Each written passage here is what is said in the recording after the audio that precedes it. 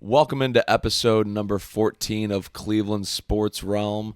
I am Kevin Shagru, joined alongside Jerome Pedikauskas. And Jerome, looking at the rundown I've got in front of me, we have a lot to talk about this week. Yeah, a lot of times in February, sports is slow a little bit. Sometimes, the end of football season winding down. Not so much this week. We have a boatload to get into this evening. Yeah, we've got a ton. We've got, the Cavs in the NBA. Obviously going to look at the Super Bowl this upcoming Sunday and preview that matchup. A lot of stuff going on with the Browns, and then our new favorite bit at the end, odds and ends, we'll get to as well. We'll wrap up with our odds and ends of the week. So let's get right into it. A trade happened. You might have heard about it. Maybe if you don't live under a rock, you heard about it. Luka Doncic is now a Los Angeles Laker, joins a long list of legendary players to wear the purple and gold. He moves to La La Land to be with LeBron and company, with Maxi Kleber for Anthony Davis, Max Christie, and one first-round pick. The trade sent Twitter into pandemonium, sports world into pandemonium. A lot of people not even believing this was a realistic thing that Nico Harrison, Mavericks general manager, and Rob Pelinka, Lakers GM, pulled off. So much to the point, Shams, the new Woj of the world, had to let folks know he wasn't getting hacked. It was crazy, crazy stuff. Yeah, and I know the term, I've never seen this before, or this is the first time I've ever seen things like that. We say that, I think, too much when looking at things in the past. I genuinely think this is the first time I've ever seen a trade of this magnitude, or one that I can even remember, where a top 5, probably top 3 player in the NBA, you could probably make an argument he's the best player in the NBA, gets traded before he's even hit his prime yet. And for such, I don't want to say a little return, because Anthony Davis is still probably a top 10 player in this league, and he is an absolute force defensively and a great offensive player. And he is going to play great for the Dallas Mavericks and be a part of potentially a playoff run for them. But where his age is, and while he's just over that hill on his prime, him coming down, it just does not make sense to me looking at it. And it seems to be the national consensus. I don't know how the one person in the world who did not think that this was a good trade happened to be the Mavericks GM. Yeah, Nico Harrison. And the way that he's doing Luka dirty on the way out is mind-boggling to me. I mean, talking basically like he was a horrible player. Now, listen, the initial reaction from a lot of people, including me, was that Nico Harrison's a total moron. And I still think that's a deserved reaction right now. Yeah. And ultimately, I'll go ahead and say it's going to end up costing Nico Harrison his job. It will at some point. I really believe that. But looking at it, you start to see a few things, and you say, maybe does that make sense? Well, let's run down that checklist. Luka's out of shape. Luka, I'm not buying that one. I'm going to X that one off. That Luka wouldn't have signed the max contract with Dallas and wasn't interested in staying there long term. Xing that one off. Don't believe it. I don't believe that one either. Don't believe it. His camp never indicated that. He said that today as we are recording this late Tuesday evening. Late Tuesday evening. So Luka at his press conference earlier today, he indicated that was never close to true. Xing that one off. The one that I might buy that we're hearing is Luka was a pain in the ass and wouldn't use any of the Mavericks strength and conditioning coaches, has his own team of doctors, strength and conditioning coaches, all that, and the team got tired of that and having to employ those people and didn't want to deal with all that.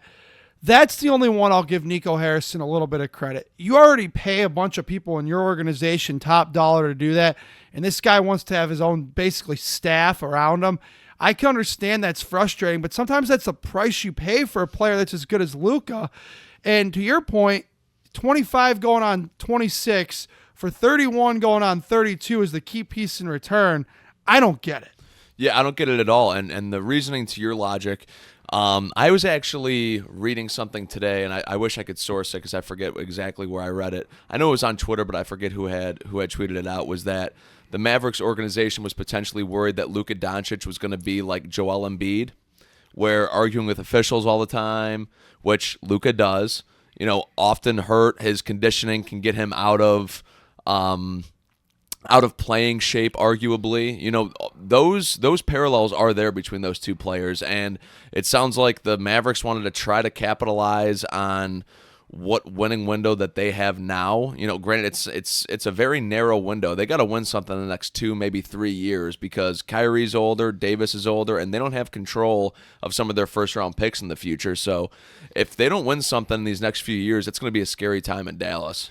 Yeah, absolutely. And again, it just doesn't make sense from a point of view. Also, Nico Harrison, if you're so hell-bent on trading a consensus top 5 player in the entire association, and I get it maybe because you didn't want to deal with the backlash of it. I mean, this guy's already gotten crazy amounts of backlash in the last 72 hours, most of it deserved from my point of view. Maybe he didn't want it to go public, but like, why wasn't he shopped around? Why was it just you and Pelinka? You never gave a chance because you could have got so much better of a return than you did. But the Mavericks seem okay. Well, I don't know if the Mavericks is an organization. Nico Harrison seems okay with the return. I don't think Jay Kidd could be too happy. I mean, he's got to go be a company man right now, but it's got to be tough. I mean, Jay Kidd's got to be pissed. See, I think the thing that's funny about this trade is that it wasn't the Lakers trading for Luka Doncic. It was the Mavericks trading for Anthony Davis. The Mavericks went to the Lakers. They said, hey, we for some reason are using the Cleveland Cavaliers model right now of trying to build their team with the 2 bigs. We believe Anthony Davis is the complete puzzle to this team. What is it going to take to get him? They basically shrugged him off as Anthony Davis being untouchable. And then Nico Harrison just happens to come out and say, hey, well, what about Luka Doncic? Would you be interested in a top 5 player in the entire NBA? Yeah, Just comes out. So he was trading. I think that's why the offers were never opened up to anybody. He wasn't looking for a trade for Luka Doncic. He was looking to trade for Anthony Davis. Which is nuts. It makes Nico Harrison look that much more of an idiot. 100%. So, again, and listen, to me, basing your franchise, and we learned this the hard way in Cleveland, basing your franchise around Kyrie Irving is tough. And that's what you're now doing, because that guy, he goes as the wind goes. One morning, he's going to wake up and decide he don't like Dallas anymore. It's that simple. And he's going to ask out. Yeah. Anthony Davis, not nearly as much of a pain in the butt to control and stuff like that from a team point of view. But he also did that one time. He woke up and decided he didn't like New Orleans anymore. Yeah, but he knew where he wanted to go, and he knew where he wanted to go from the get-go. I mean, once he was in, it seemed like in his second year in the league, there were rumors about him potentially wanting to be in L.A. So he got there. We haven't heard a peep from Anthony Davis since he's gotten to L.A. He got what he wanted, and he stayed quiet. Yeah, no, he's been good. Yep. He's been, I guess it's weird to say, but I guess you could say he's been well-behaved for a better lack of a term, which he has been. He's been a good model citizen there. He won a championship. Yep. And, I had several people, including my brother, point out to me, look, everybody mocks AD for the amount of games he plays and this and that. Actually, it was like that for a little while, but he's been pretty good lately about that, Yeah, the last few years. Yeah. So from Dallas's point of view, AD and Kyrie are buddy-buddy, and apparently the third musketeer in the group is Nico Harrison, who's buddy-buddy with both these guys, and that's been publicly stated the last couple of days. So good luck to the 3 musketeers in Dallas. I don't really see them doing anything. Yeah, I don't see them getting past. I honestly think their ceiling is the second round. Their absolute ceiling as a team is the second round. Just a lot of good teams in the West. And by the way, you got to the finals last year with Luka, Nico, so maybe think about that. Yeah, I said, this is gonna cost him his job. It's ultimately so stupid from his point. They took a step backward in the present. I wouldn't say a gigantic step back in the present, but they did take a step back in the present. But they took a gigantic and I mean like colossal step back when it comes to the next 10 to 15 years of their franchise. And something that's just so annoying. Why was it the Lakers? Why is it always they just get to go from, Kobe to LeBron to Luka Doncic, just 3 in a row. And before that, it was Magic, with him, Kareem. Shaq. I mean, the list goes Will on. Chamberlain, Why do these trades never happen to why is it never Luka? Why at midnight did we not read that Luka Doncic was traded to the Charlotte Hornets or just something crazy like that? It's always the Lakers. Well, because I guess it goes back to your point of view. This was more about Nico Harrison demanding Anthony Davis at the time. But it always ends up being those bigger. I get what you're saying. Yeah. It does seem that not all of them, but quite a few of the handfuls of absolute NBA legends wear the purple and gold. And Luka's going to join a long list of legends to now wear the purple and gold. Now, what's interesting is, and I put it on here on our little rundown, is, after the initial reaction, is it as dumb as we thought? I would say no. It's not as dumb as I thought it was. I thought it was the dumbest trade of all time. Now I think it's just one of the dumbest trades of all time. It's still definitely one of the dumbest trades of all time. I think we just gloss over the fact that Anthony Davis was involved, and we just see Luka Doncic was traded, and we just see the draft capital was 1 first-round pick, and we don't actually look at the other players that were involved. Anthony Davis himself is worth probably 4 first-round picks. Right. So Anthony Davis being involved. Now, Max Christie, good 3-and-D guys, turned into a decent little guard for the Lakers. Is what he is. He's fine. Yeah. Good player. He's involved. Markieff Morris, I mean, he was going to ride the pine in Dallas or LA, wherever he is. He's a total non-factor. And then Maxi Kleber's, he's a decent role player. Not a bad role player. So, player. The other pieces that were actually involved. But obviously, as everybody knows, the two big names are AD and Luka. Yep. So let's look at this. We kind of already broke down the Dallas point of view. Moving on here. LeBron and Luka together, both extremely ball dominant, both have the ball in their hands all the time. Does this ultimately force LeBron to retire? This is going to be Luka's team now. I think LeBron will play until whenever he wants. I don't think this affects how much longer he's going to play. I do think it is very interesting, though, that this is the first time that we have ever seen a LeBron team in which he is not the best player considered nationally on that team, or globally for that matter. Yeah, no, he's not. The first time ever he's not the best player on his own team. And what's going to be interesting is it's going to have to go well because Luka still only has one more year of team control.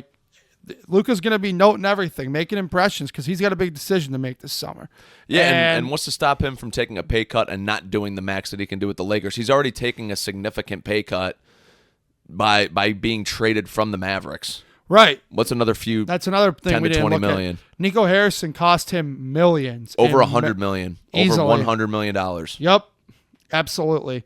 So that'll be interesting too. Yeah, and I saw Luka has almost cut ties with the Mavericks organization. After the sending out the thank you to the Mavs fans and all that, he's basically just severed ties. And quite frankly, I don't really blame him for how they did him. No, not at all. I saw he was asked today about Nico Harrison himself, and he said he was going to take the high road, and then started going on this big giant rant about how great Mavericks fans were. So he's hurt. And it feels like he's been held to a different standard for some reason. You see teams when they win the conference finals or whatever to go to the NBA finals, they'll have a beer in their hands or they'll pop some champagne or whatever as a celebration. And that one video that came out last year when the Mavericks did that, he's holding a beer and one of the executives of the Mavericks organization comes over and grabs the beer from him when he's talking with his dad. Which I don't understand. Now, it seems like for some reason we're holding Luka Doncic to a different standard when it comes to that. I don't understand that either. Now, there are some with the Mavericks that say that was a big problem, was the overeating and drinking too much. Now, I listen, obviously, I'm sitting here doing a podcast on a Tuesday. I'm not hanging out with Luka Doncic. Yeah, we're not going to speak on that. We have no knowledge on people him. In his circles. Yeah. That's what the Mavericks are putting out there. But again, he admitted that he was very hurt, and he said that this last 72 hours has felt like a month to him. And I'm to me, the reason I don't buy that he wasn't going to sign the extension in there is if he truly was thinking about how do I get out of Dallas, he wouldn't have been as blindsided and truly. You can tell today when he was talking, I expressed that the man was genuinely hurt and offended by what had happened, which really leads me to believe he truly thought he was going to be the next Dirk. Eastern European player who played their Hall of Famer, who played their entire career, start to finish with Dallas Mavericks. Yeah. And one last thing I'll say, it's kind of not important, but I just want to put it out there anyway. If Cuban's still the owner, it ain't happening. Oh, absolutely not. He still owns a little bit. Yeah, but he's not the majority anymore. It absolutely would never have happened that way. No way. You have a superstar at that age that you've drafted. Well, they didn't draft him technically, but they've had him since he was drafted draft night. You've had him for that long, developed him, top 3 player in the league, I think, undoubtedly. And obviously your entire fan base loves him, appreciates him, and wants him around for the long term, and you do this, it just doesn't make sense. Yeah, absolutely. Had Nico, if Cuban was still the owner and Nico would have went to Cuban and told him that, Cuban would have fired him right there. Cuban might have politely told him to go bleep himself and would have he would have actually fired him right there. Yeah, absolutely. Honestly, just for the thought of it. Yep. All right. Well, this trade was another big trade in the NBA that we did not, that, kind of got overshadowed because of the seismic, magnitude of the Luka trade. De'Aaron Fox is a darn good player too, and he's on the move. Zach LaVine's going to Sacramento. If you wouldn't mind pulling up all the details of that that's trade. Exactly what I'm doing right now. It'll just take me a minute. Kevin Huerter is going to Chicago. I think that's all of the key pieces in it. Yep. Yeah. Spurs got De'Aaron Fox, Jordan McLaughlin. Kings get Zach LaVine. City Kiskoko. Never heard of that player. Probably an international guy who's never been here. 3 first-round picks, 3 second-round picks. Bulls get Zach Collins, Trey Jones, Kevin Huerter, and a first. I love the Kings haul in this trade. To me, the best is the Spurs because they got De'Aaron. Yeah, of course. And all the draft capital, from my understanding, is coming from Chicago. I don't believe that any of that is from from San Antonio. From what I've seen, they are from Sacramento, but they're not. Look, there's some from Sacramento and some from Chicago, but the ones that or San Antonio sent, aren't the ones that they actually own. Okay, they're other first round picks that they've acquired from other teams throughout the last few years. Okay, so they kept all their own picks. Okay, well, anyway, let's break this one down. Sacramento.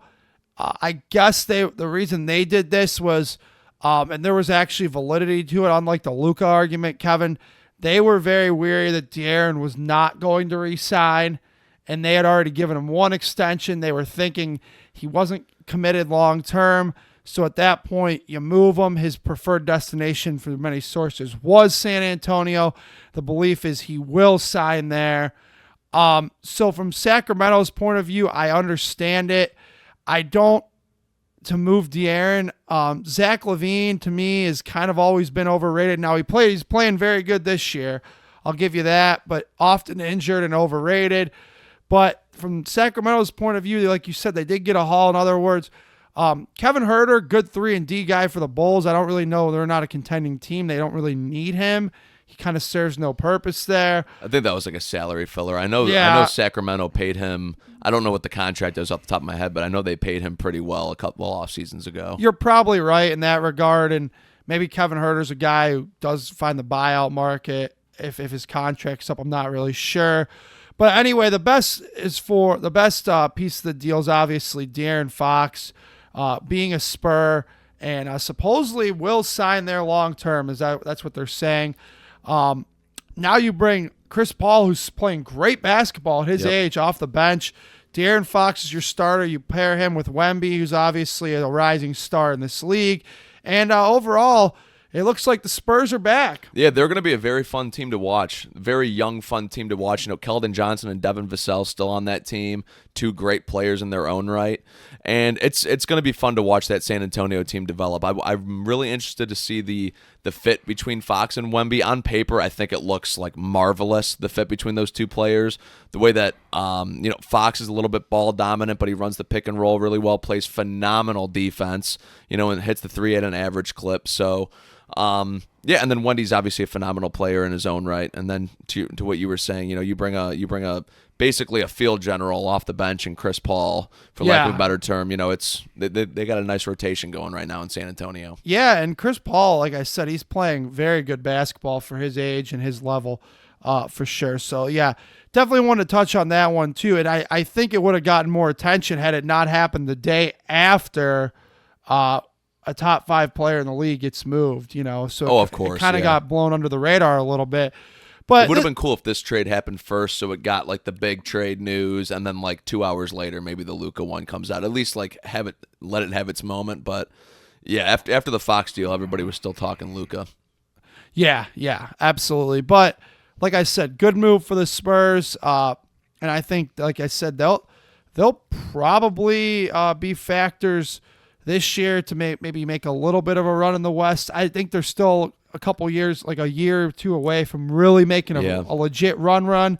But they'll be a factor this year, and they'll give somebody a good first-round series, I would believe. Yeah, I think they're going to be a first-round exit, and I could see them, being in the play-in tournament, but getting that 7 or 8 seed, and then being a first-round exit. But I'm looking forward to watching some Spurs basketball. Yeah, they're back. They are back for sure.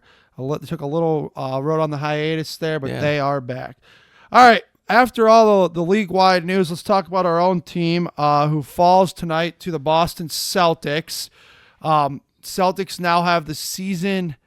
Unfortunately, they are winning the season series 2-1. We get one more crack at them at the end of February. Kevin, tonight's game, to me, came down to first quarter, the Cavs weren't ready to play. Boston was, because in the Cavs, I thought I actually did outplay them the other 3 quarters.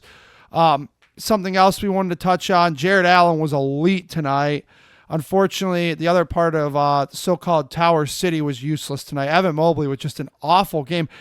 Maybe one of his worst games as a pro. I mean, and he's been playing great this year, so I don't want to rip into him too much, but God, was he bad tonight. Yeah, he was absolutely atrocious. It seemed like in that first half, I'll say, it seemed like Mitchell and Merrill were the only 2 things that were going right offensively. Mobley was throwing the ball away the entire night. His 10 to 15 foot mid-range jumpers were just clanking off the rim. He was having trouble even within the first few feet of the basket. He was having trouble getting it down.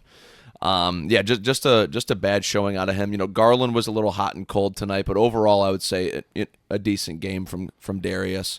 But yeah, Evan Mobley was absolutely piss poor, for lack of a better term. But it just seems like one of these Cavs teams, the players just don't play as well when they see the green jerseys across from them. I don't know what it is. It seems like the Celtics are in our head. We don't hit the open shots. We play a little bit lazier with the basketball. It's frustrating to watch because this isn't the team that we normally get to watch. Yeah, I agree with you. And, they have to get over that fear, because that's who they're going to see in the playoffs at some point or another. You still get a crack at them once this regular season. I was happy we've at least beat them once. We beat them the last time at home. I actually made a big comeback in that game to beat them at home earlier this season. Did not go well there the first time. They did give us our first loss this season. Thought, though, like I pointed out earlier, give Jared Allen his flowers. He was excellent tonight, too. Yeah, absolutely phenomenal. So they end up falling to the Boston. And shout out, Jim Jones actually pointed this out on the radio broadcast when I was listening to the very end of it. I had to listen to the very end of the game. Jim Jones said Derek White was their X factor. And that seems to be a lot of times when we play them. It's not like Tatum's carrying the load, man. A lot of times when we play them, his supporting cast, and it always does seem to be, even last year when we played them in the playoffs, Derek White was excellent. Like, he just has our number. Yeah, it seems like Jason Tatum, and I'm definitely known for drinking the haterade on Jason Tatum, but it does seem like he is like the least valuable superstar in the entire NBA. He sits out and the Celtics go on like a 10 to 12-0 run. He comes in, hits a couple threes, to add on to the lead that they already have. To your point, Jerome, Jaylen Brown always stepping up. Kristaps Porzingis is a phenomenal post player, phenomenal. And, Derek White, Drew Holiday, Sam Hauser and Peyton Pritchard coming off the bench and just snipers, it seems like, from downtown. They just have a phenomenal basketball team in Boston, and they're going to be tough to beat. Yeah, what was interesting to me about this game, too, tonight was I thought you saw this this would be who would play in the playoffs. And as great as he's been playing, apparently Kenny doesn't fully trust Jalen Tyson yet because he did not see the floor tonight. Yeah, he didn't. I'm kind of surprised by that because Strus was struggling tonight. It seemed like fouling a lot, inconsistent with his shot as well. I was surprised Tyson didn't get at least a run out there. Yeah, I mean, but again, he cut it to 9 guys tonight, and I think if the playoffs started today, those would be the 9 guys that Kenny Atkinson would play. I mean, and that's how you typically do it in the NBA. You cut it by playoff time. So to me, I think it means, and I know people aren't going to necessarily like this, if you're not willing to play the guy right now in the playoffs, then that means to me you got to consider for any piece that you would play in the playoffs, Jalen Tyson's got to be on the move if that's what it's going to take to get somebody. Yeah, potentially, and I think it's a little bit funny because I brought up last week that I would actually prefer to go after DeAndre Hunter as opposed to Cam Johnson, and I saw a report the other day actually that the Cavs were looking at DeAndre Hunter potentially. So yeah, I saw that same report, and I agree with you that it makes sense from the Cavs' point of view. I just am still curious to see, is Atlanta willing to move him, and the Cavs going to have to what is going to be the cost? And we don't need to go super in depth on it again because we did that last week. If you go back and listen to last week's podcast, we did a whole deep dive into what it would take to get DeAndre Hunter, Cam Johnson, all of that. Go back to episode 13. We did that. But again, to touch on what we talked about in last week's episode, Kevin, I still think it's going to take a lot to get the Hawks off of DeAndre Hunter. Yeah, I think so too. Or DeAndre Hunter off the Hawks. Yeah, I think so. I think the problem is we're probably going to have to get a third team in there just because I think the only first-round pick that we can really offer is in like 2031, which is 6 years out. Who knows where we are as a franchise at that point? I'm sure the Hawks GM, he doesn't know if he'll even have a job by that point. Right. So he doesn't want a draft pick that far in the future. So I think we're going to have to get a third team involved or include a Jalen Tyson with an Isaac Okoro and a Max Strus and see what the Hawks' interest is on those players. Yeah, absolutely. Now, Cavs will play tomorrow night. Hopefully, obviously, this will be released on Thursday morning. So hopefully by the time this gets out to our listeners, we're back in the win column after taking 1 L tonight. Don't make it a streak, boys. Go take care of business in Motown. That's right. So let's talk about the Cavs, though. We went pretty deep into it last week. Now, a report today from Brian Windhurst, former local guy who made a career out of following LeBron around as a high schooler. Now, big-time NBA insider, was quoted as saying today he doesn't believe the Cavs are going to do anything unless, he said, small move at max. He said small move in the trade market maybe. He said he would look for them to participate heavily in the buyout market, though. So that's interesting to me. I mean, this would be 3 straight seasons that we are in win now mode and are passing at the trade deadline, though. Which is kind of annoying. Yeah, when every single time that's happened, our hole has been at the 3 spot, and you've never even had and I'm not a huge fan of the desperation attempts of just patching things in place, but it would be nice for you to show a little bit of initiative and be okay, we're in a clear potential win now mode. Let's go get somebody. Now, the other thing that I put on here that's interesting is a lot of Cavs insiders, whether it's people who cover the ball club every day, the Chris Fedors, the Danny Cunninghams of the world, the people who are down in that media room every day at Rocket Mortgage or out at Cleveland Clinic Courts and Independence, they tell you that the Cavaliers, this is the tightest group in pro sports they've ever seen, and yada, yada, yada. And the team's always going to try to sell that. Right. And they have.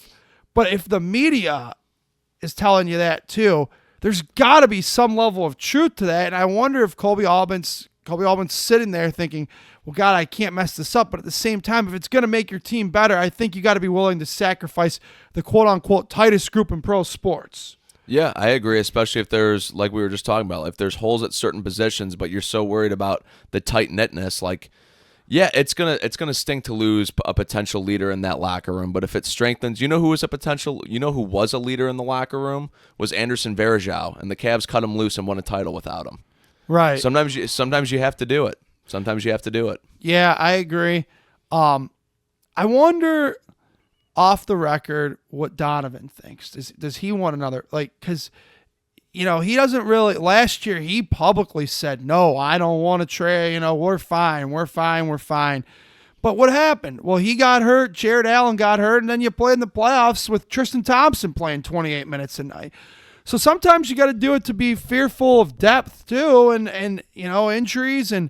Yeah, but if you consider yourself already a pretty deep team, what does trading for more depth really do? I feel like the Cavs take a lot of pride in being a deep team. Yeah, it's true too. I don't know. Something tells me that, like, if Brian Windhorst, who, as much as I like to make fun of him for making a career out of following LeBron around, he has, give him credit, become a big time name at ESPN. He's a big time insider and all that. And he's pretty connected to a lot of people in that Cavalier building. And if he seems to believe that they're not going to make a big acquisition, I got to say, I probably have to agree with what he has to say. Yeah, I probably do too. I still think it's absolutely insane how he basically predicted the Utah Jazz collapse before anybody did. You remember that with the Donovan Mitchell and the Rudy Gobert? He said, "What's going on in Utah?" And he was right. He was about a week or two early to it, but he was right. They completely blew it up. Yeah, absolutely. Like I said, I still would like that 3-wing player. Same. And again, Cam and DeAndre are the two guys that we've publicly advocated for on this podcast. I think they're like the two most realistic options as well. You're not going out and getting a Brandon Ingram or something like that. No. They're just average to slightly above average starters that can help you out. I don't see that either. Jimmy Butler apparently is making it impossible to move him. Living on hell for the Heat to trade him, telling him that he'll only sign an extension with the Suns. So nobody's going to... That guy's turned into the biggest PETA, as they like to say in the league. Biggest pain in the ass, for sure.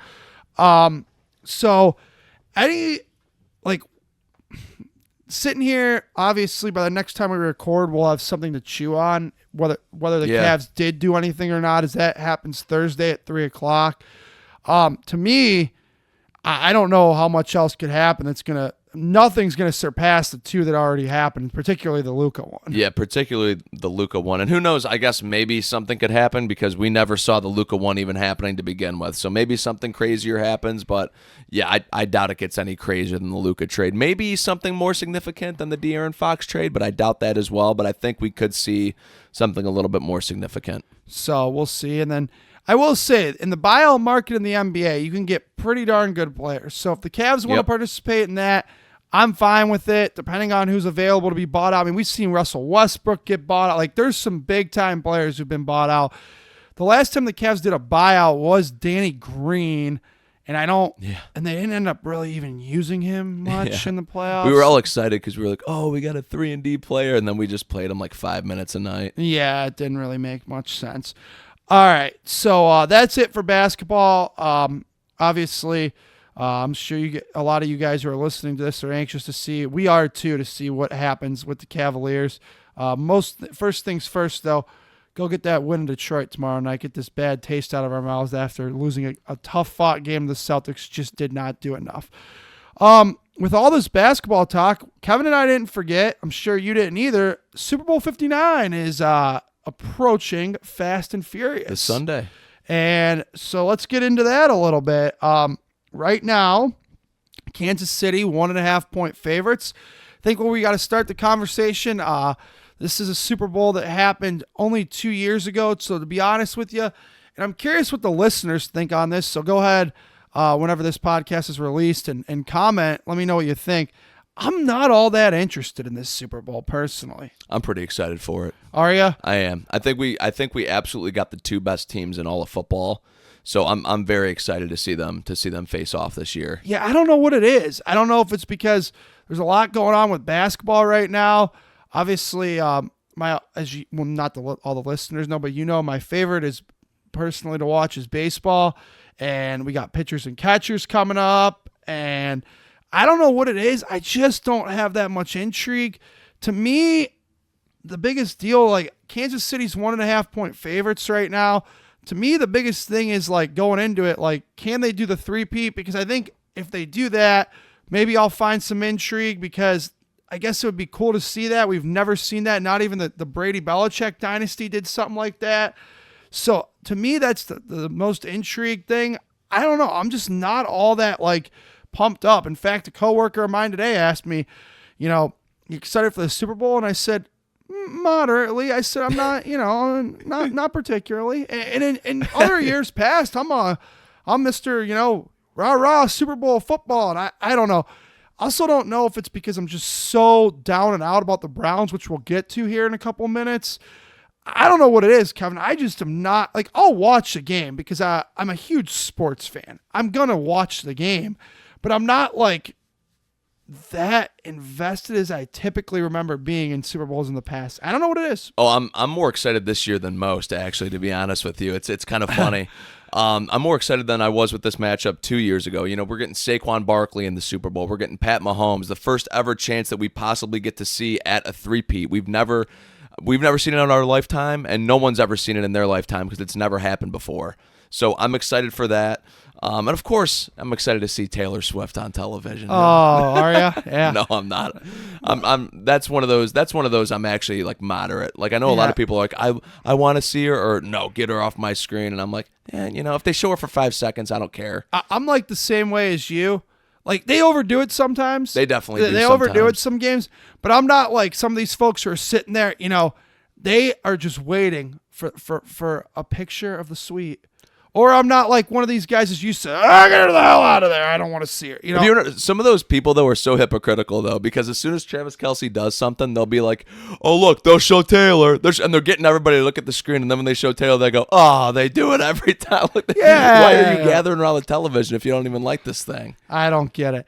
So let's talk about it, though, even though I'm not, over crazily excited for it. It's still worth talking about. It is the Super Bowl. Yeah. The biggest event, I guess we could say, in sports. It gets the most views, and like you just pointed out, you have a lot of non-football fans that get up and get ready, pumped up for this thing too. I hope we get some good commercials this year too. Those have fallen off too the last few years. They've definitely, I would say, over like the last 10 years, it feels like they've fallen off. And I think, to me, part of that is the spots are so expensive, so that they spend so much just to get the spot. They can't spend that much money. They rush through it to make the thing great, because you can't spend on great actors, comedian, all that, because you spend so money just to get the damn spot. I guess that's fair. I wish we saw some of those old classic, E-Trade commercials, those baby commercials. Those used to always make me laugh hysterically. The Doritos used to have some great ones. Yeah, there were some great ones. I agree completely. How big of a deal is a three-peat, though? Like, I think it's a huge deal. I think it is, too. It's a huge deal. Like, you look at some of the great dynasties. By the way, I cannot believe the Patriots never three-peated. Yeah. I mean, it shows you how big of a huge deal it is. Seriously. Like, you think of, like, the dynasty we're most familiar with is obviously the Patriots, because that's the era when we grew up with. When we were children and all of that. I hate to say this, the Steelers had a hell of a dynasty in the 70s.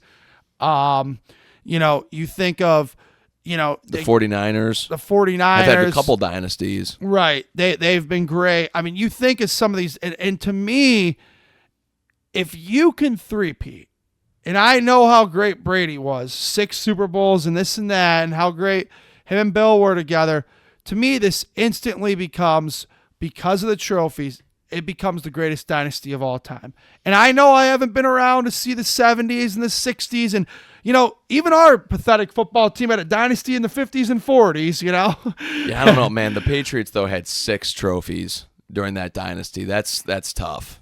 Yeah, but to me, to do the back-to-back-to-back. Oh, trust. Don't get me wrong. I completely agree. A three-peat's insane. But let's say if we look at it this 10 years from now, and this is Pat Mahomes' last Super Bowl, are we saying the same thing?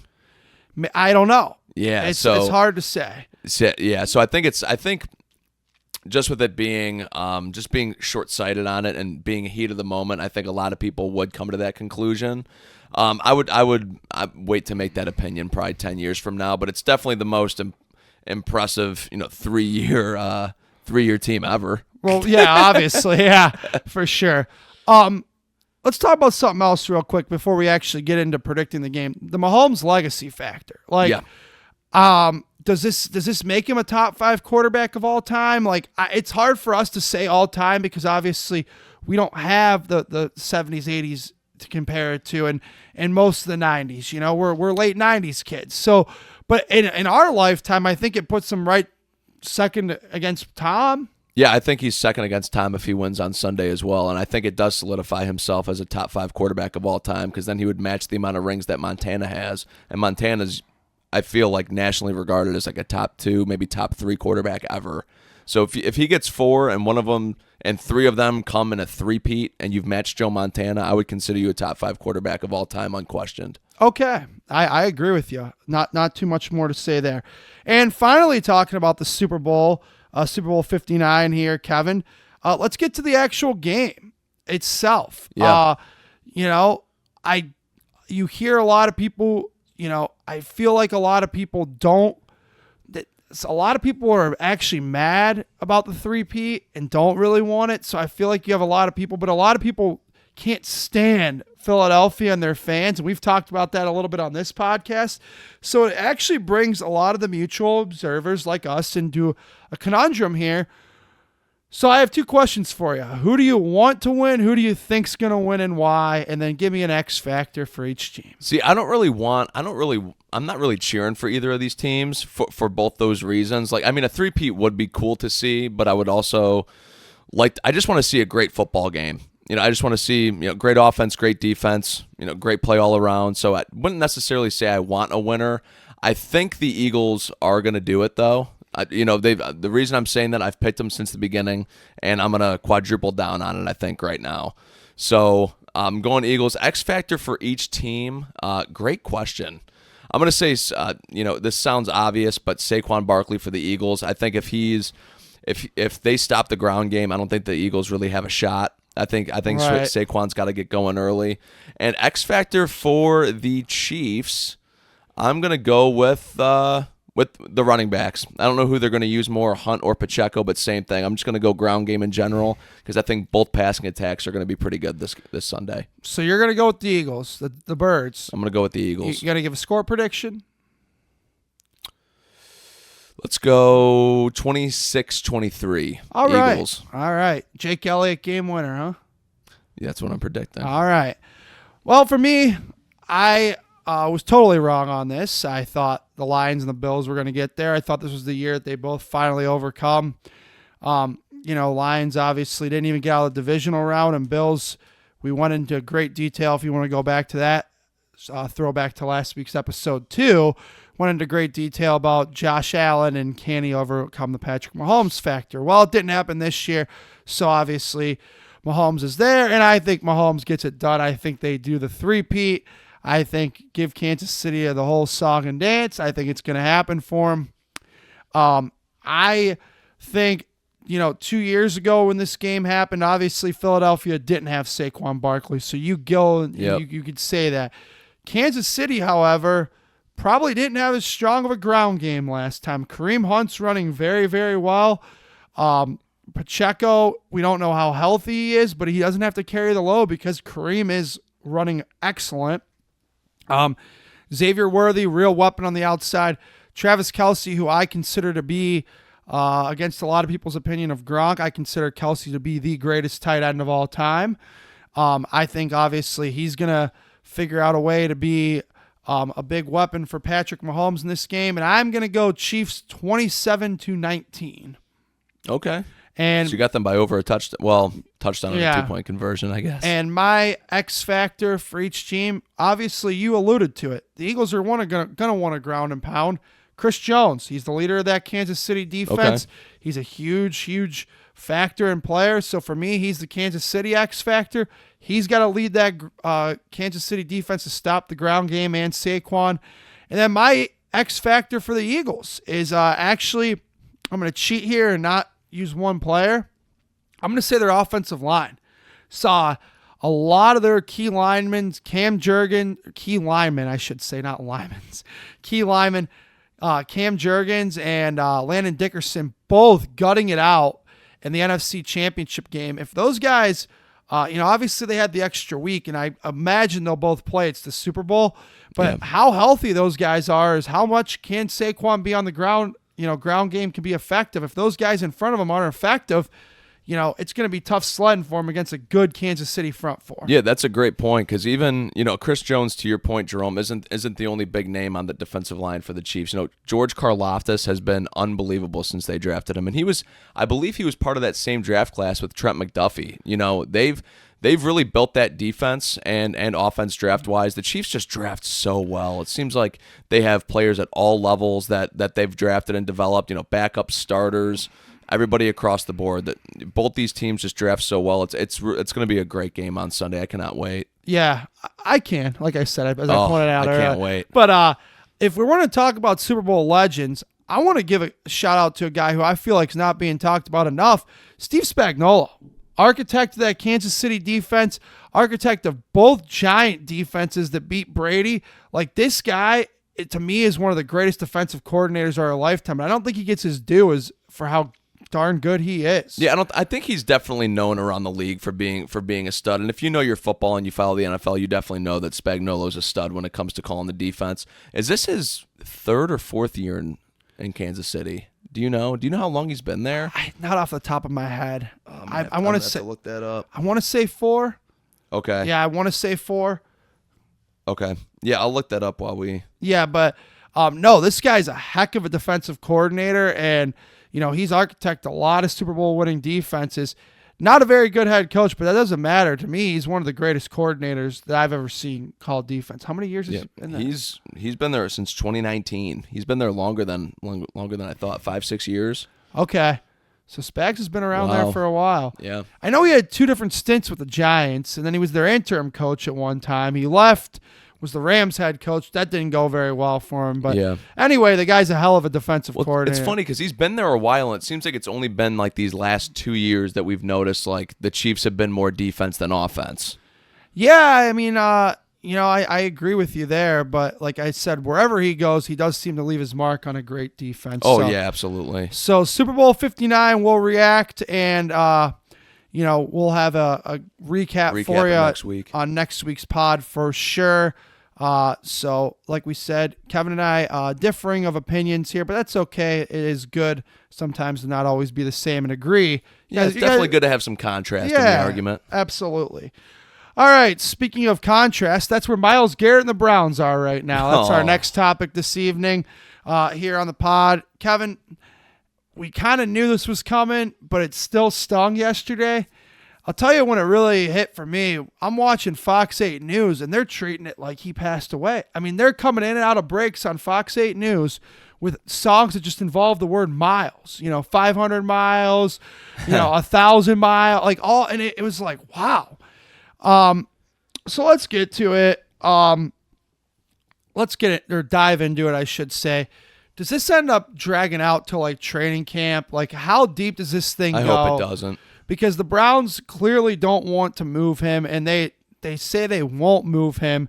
But I find that hard to believe. If Andrew Berry, if he really is hell-bent on getting moved, and Andrew Berry gets somebody calling draft night that's willing to offer him a boatload of draft compensation, and maybe let's say a player, at that point, if he knows that Myles isn't going to come back, how does he say no?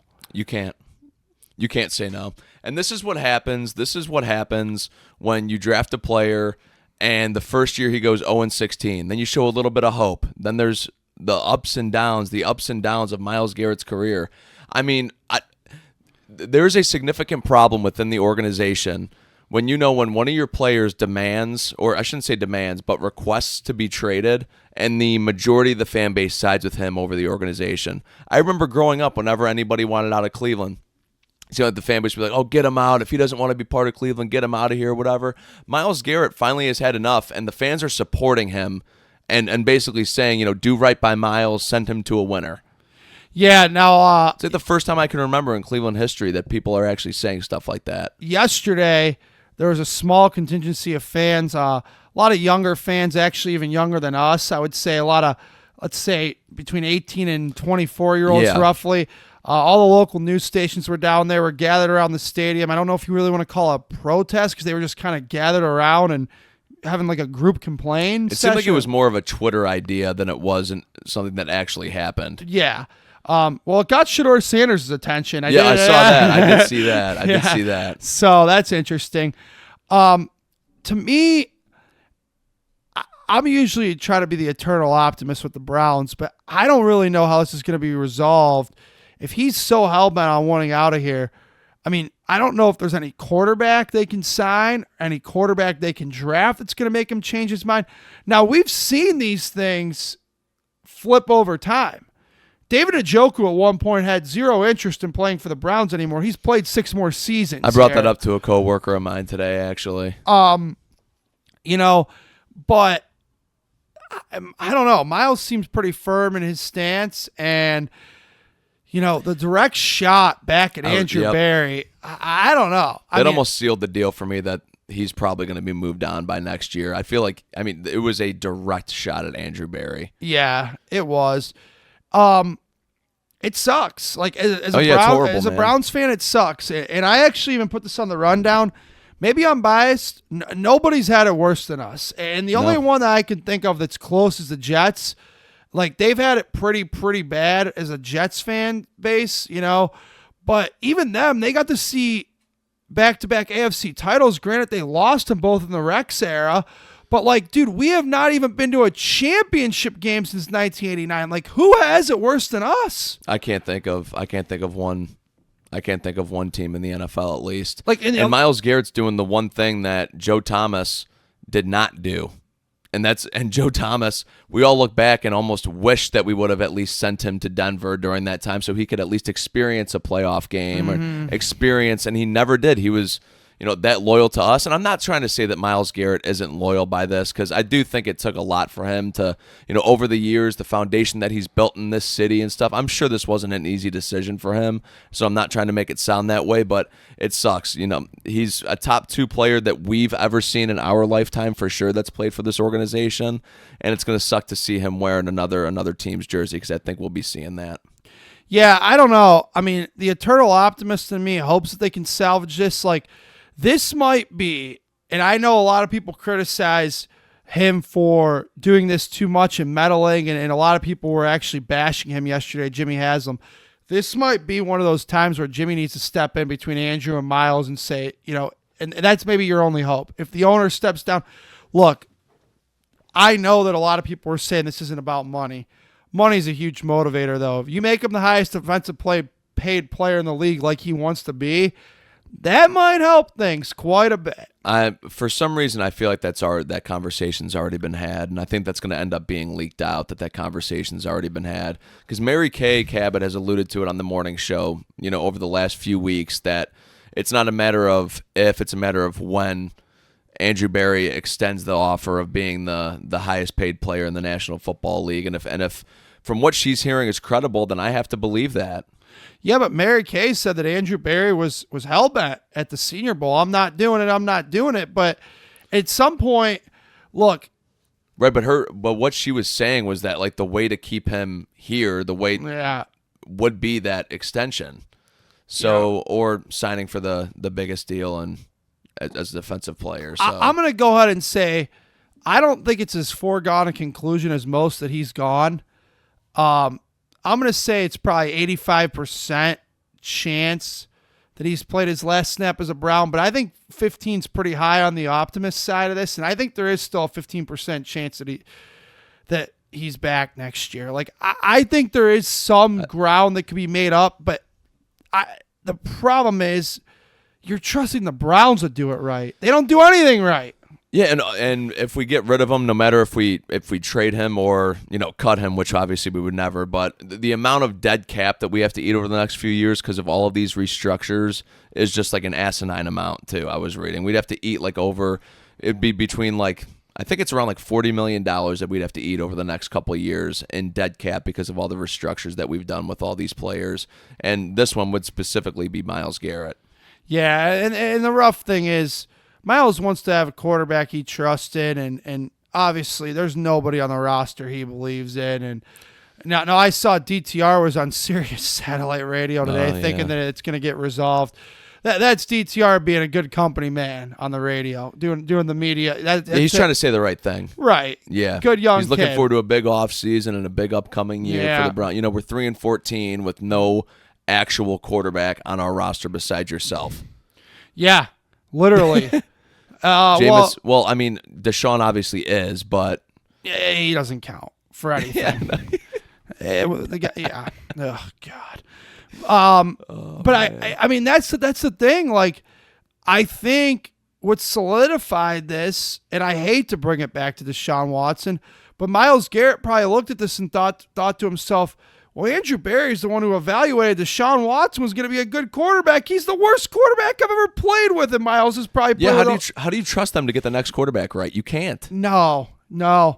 One more thing that I wanted to touch on this, and this is a sad conversation. I don't mean to be like, over dramatic here on the podcast or anything, but it's someone, and you're the exact same way, someone who's put so much of our life into the Browns, and are you tearing up about it? No, I was itching my eye. As someone who's put so much of just energy, and you've done the same way. Yeah. Energy and emotional and financial investment into this team. We've had a lot of Sunday and Monday conversations, a lot of down so conversations. Much. It's just like, it's like at moments like these, you wonder, is it ever going to pay off? And I mean, it's just like, I don't think so. We've said it multiple times over, the last couple months of this podcast, but this does seem like the absolute basement of being a Browns fan right now. It's rough. It really does. And that includes 0-16, 1-31 you can combine with that. All the heartbreaking losses we've had. This genuinely feels like the absolute basement, rock bottom. Oh yeah. And I can tell you it was no fun. Seeing Myles Garrett ask for a trade request and then seeing my bank account and the Browns take money for my next year's season tickets, that one stung big time. Yep. That hurt. I believe it, buddy. It wasn't fun. One last thing I did want to touch on before I got onto that little emotional tirade there. Yeah. Which we're all open to. Listen, does this lead to a domino effect? Like, does Joel Bitonio think, well, hell, I was thinking about retiring anyway. Myles ain't coming back. I'm not coming back. And Denzel thinks we're the two best players in this defense. He ain't here. I'm going to put my request in too. Like, how much of a domino effect does this lead to of other guys wanting out? I don't know, because I think it would have to be slightly limited. Because the first person that actually came to my mind would be like a Grant Delpit that would request out. Like, he doesn't seem like a guy that would want to be around losing for a couple, or not necessarily want to be around it, but actually be comfortable in that environment and be able to get over it. But he just signed that extension last year that I think kicks in this upcoming year, if I'm correct. No, because it was 2020. It kicked in this past year. Okay, so he's got 2 years remaining on that. Yeah. JOK, I don't see. We don't even know anything that's going on with him. I could see Denzel Ward being the next piece. I don't know if I see one of the offensive linemen like a Bitonio or Wyatt Teller trying to demand out. I don't think Bitonio's going to. Bitonio has already said it's here nowhere. So his move is just going to be to go find a beach and chill. He's going to Joe Thomas it. Yeah. So he's not. But to me, if Myles wants out, like a lot of guys, whether we want to admit this or not, and we'll be freely to admit it, a lot of guys are here because they wanted to play with a talent like 95. A lot of free agent signings came here because they wanted to play with a guy like Myles Garrett. Dalvin Tomlinson wanted to be right next to Myles Garrett, and he wanted to compete in the playoffs. That's what he thought he was joining. Yes. Yeah, Dalvin Tomlinson. It didn't work out. Jadeveon Clowney, he came here because he had the intention of being the other end with Myles Garrett. And then got upset, by the way, when Myles Garrett was getting all the stats. Yeah. Well, at the time, I know it's I know, bad but take that's now. Zadarius Smith, he came here, was the first thing he talked about, playing with Myles Garrett. Like, people came here to play with this guy. He's that much of a generational talent, and you lose him, man, your franchise is just falling off a cliffside.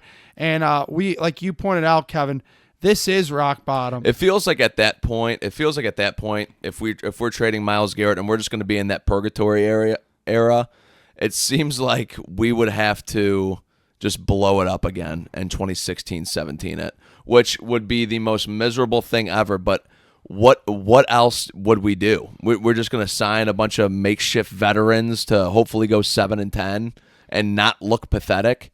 Yeah. Then you know what you're doing. You're good enough to not make the playoffs every year, and you're not bad enough to actually draft some top level talent. Yeah, I feel like you gotta pick a side. No, they have to get this resolved. So if they trade Myles Garrett, I'm on the record. I want a full blown rebuild. If you trade Myles Garrett, a full blown rebuild. Get what you can for the people you have, because I get it. It's from an organizational view. It's smart. But other organizations who go into a total rebuild don't have a quarter century of rebuilding. Trust me, buddy. Trust me. I'm trying to look at this from outside, just being a Browns fan. I'm trying to look at it at the logical side, the emotional side. I do not want 2 to 3 more years of losing and having 5 or less wins. I do not want it. But for the sake of the actual team, I also don't want to be between 7-10 and 9-8 just to hopefully make the 7 seed and then be bounced in the first. That's what the Steelers are right now. Yeah, we don't want to be them. That's what the Steelers are right now. We don't want to be them. We don't want to be where the Steelers are right now. And we had talked about it last week or 2 weeks ago. I think 2, yeah. About how the Browns and Steelers, were they, in the same area? Were they not? This is the chance for the Browns to decide, are you or are you not? Yeah. No, and if you're in now, you can't because you've already committed to them for this upcoming season. But if you were going to go into full build rebuild mode, you might as well have brought in a new coach and general manager. And that makes zero sense to have these guys around. Yep. But so Andrew Barrett, you better figure it out, because if this guy wants out and you trade, the only good thing that would make sense about trading that would jumpstart a rebuild, because you would have a boatload of draft capital. Listen, this is exactly what the Lions did. The Lions traded, Matt Stafford and a couple of their other guys, got all the draft picks, sucked for 2 years. Look at them. I don't want to go through the couple years that it would be. But if the payoff is to look like a Lions team and have all that drafted, young talent that you've homegrown and go on a little bit of I guess it wasn't really a playoff run, but, have a miraculous season and look like you're going to be at the top of the NFC for the next few years, then I'm all about it. Yeah. I don't know. We have plenty of time to get into that in the summer and all that. But obviously that's probably the biggest story going in Cleveland sports right now.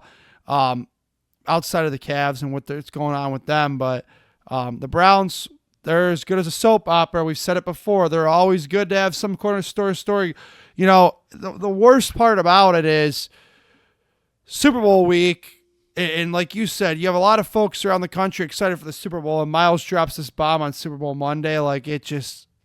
We don't need the bad publicity. Couldn't you have dropped this any other time? Yep. All right, I don't want to talk about it anymore. That's all right. It's fine. Let's get into our weekly wrap-up segment here. It's the odds and ends on CSR. Let's start with some good Cleveland sports news. It's been a lot of negative tonight, but those Cleveland State Vikings just keep rolling along. They've now won 13 in a row, tied for the second longest current win streak in the nation. One shy of their all-time program record. They play tomorrow night at Northern Kentucky. And then I saw Sunday they are home. Discounted tickets. They're trying to pack the Wolstein Center. If they win tomorrow and they get to 14, I think the Wolstein Center might get a little couple extra people. Might have to look at some tickets, man. I'll tell you what. Go Vikes, man. They just keep rolling along. So good for them. Honestly, it's a great story. All the negative we just talked about, the Cavs aren't too negative, but the Myles thing, need a little extra positive vibes in this city sports-wise right now. More negative news, though. Back to the negative. Jack Flaherty, who dominated when he was with the Tigers last year, got traded to the Dodgers at the deadline. Kevin, he's back in our division. 2 years, $35 million. Won a World Series and came right back to him. Right to the Tigers. Can you imagine? Pulled the Aroldis Chapman. That's what Chapman did. He did. Can you imagine if they would have kept him, though? They might have went on a deeper playoff run and be able to beat us. Yeah, that's actually with all the contracts that the Dodgers have shelled out. I'm surprised they didn't keep this guy. To be honest, I'm surprised we didn't see breaking Jack Flaherty agrees to 2 year $35 with the Dodgers. Absolutely. But it's cool. It sucks to see him back in Detroit. It's not good. It's horrible. Good. And our counter move was Colby Allard. Most of you probably have no idea who that is. I have no idea who that is. I do, but that's only because I'm a baseball geek. And Vince Velasquez. Now, it's As much as I've criticized them, Vince Velasquez on a minor league deal 2 years ago pitched pretty well for the Pirates. He had Tommy John, didn't sign anywhere last year. Super optimistic point of view. He's a right-handed Matt Boyd. Doubt it, but hey, you never know. You never know. Colby Allard, he stinks. I wish they would have never even wasted a minor league deal on the guy. Hey, I'll take a right-handed Matt Boyd all day. If that's your analysis, I'm going to trust your analysis. Well, I don't know about these guys. I apologize. I'm not the fine. baseball geek that you are. That's fine. Vince Velasquez was really good 2 years ago, but I don't know. I'm saying that's the super optimistic point of view. I doubt it, but that'd be like cloud nine. Yeah, ceiling scenario. But it was a smart move to bring him in and at least see what he's got, see if he's healthy after his Tommy John. He hasn't been anywhere since the Pirates in 2023, so we'll see what happens. Okay. Pitchers and catchers report 8 days today from this podcast. Another odds and ends thing. Can't believe it already. So that's crazy. Baseball season coming fast. And finally, Nico Harrison wasn't done. They were in Philly today, and Dallas then decided to flip Quentin Grimes and a second for Caleb Martin to the Mavericks. So I thought that was just something to throw in there. Yeah, I actually think that's actually a decent deal for Dallas. Yeah, I don't think it's bad. Quentin Grimes is a good 3-and-D player. I actually wouldn't have been, if he was on the move, I wouldn't have minded him coming here. And wasn't all that much they had to give up for him. Just thought it was funny after making the most seismic trade in their franchise's history. Nico Harrison wasted no time working the phones again. And he's got to get AD some help. Yeah, 48 hours. So that's it for odds and ends for the week. And I think that's it for the pod. Yeah. A lot of stuff we covered tonight. Made good time as well, actually. I thought we were going to be a little bit longer than this, but we're making good time. Well, we had a lot to go to, and we don't want to bore you guys. We appreciate everybody listening. Make sure to follow us on Twitter. Give your boys a thumbs up and hit that subscribe button. Make sure to smash that like button, all the good stuff. Turn on those notifications. Go ahead and comment. We do appreciate all of that. Hope you enjoyed a lot of what we talked about. We broke it all down. If you missed anything, most of the chapters of the episodes are auto-generated on Spotify. Yeah. But they do kind of a decent job of going into what we talked about. If you missed anything, the beginning was Cavs. NBA Luka trade, a little bit of Cavs talk, a little bit of De'Aaron Fox, jumping to the Super Bowl, the Myles Garrett scenario, and hit up with our odds and ends to finish it up. Thanks again for listening. Derek, thank you for doing what you're doing on the other side of the room. Me and Kevin are out. We'll talk to you next week. Have a good one, everybody. Go Vikings.